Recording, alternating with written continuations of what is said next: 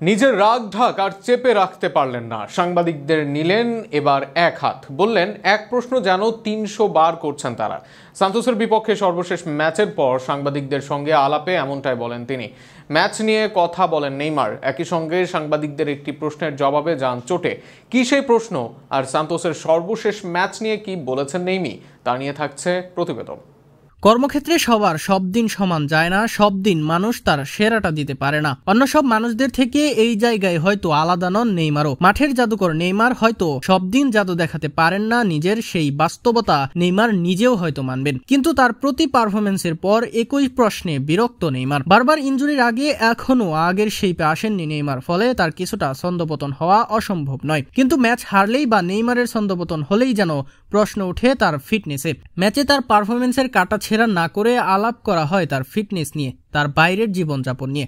সান্তোসের হয়ে সর্বশেষ ম্যাচে হারার পর তাই সাংবাদিকদের প্রশ্ন এই ব্রাজিলিয়ান তারকার ফিটনেস ও লাইফস্টাইল নিয়ে। আর সেখানেই বিরক্তি প্রকাশ করেন নেইমার। সাংবাদিকদের সেই প্রশ্নের জবাবে বলেই দিলেন এমন প্রশ্ন যেন ৩০০ বার করেছেন তারা। সর্বশেষ ম্যাচে মিরাসলের বিপক্ষে ৩-০ গোলে হেরে যায় নেইমারের দল সান্তোস। এর আগের ম্যাচে অবশ্য শক্তিশালী ফ্লামেঙ্গোকে হারিয়ে চমক দেয় তারা। সব মিলিয়ে ২ ম্যাচ নিয়ে আলাপ করেন নেইমার জুনিয়র। ম্যাচ হারার পর এদিন ম্যাচ নিয়েই কথা বলেন নেইমার।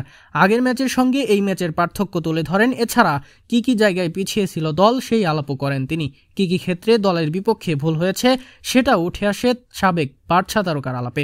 কিন্তু সেখানে ফিটনেস নিয়ে হঠাৎ প্রশ্ন করে বসেন সাংবাদিক। আর সেই সময়ই বিরক্তিকর ভাবে তুলে ধরেন নেইমার। ম্যাচ হারার পর সাংবাদিকদের এই তারকা বলেন মিরাসলের বিপক্ষে ম্যাচে সবকিছুরই অভাব ছিল, সে কারণেই স্কোরলাইন ৩-০ হয়েছে।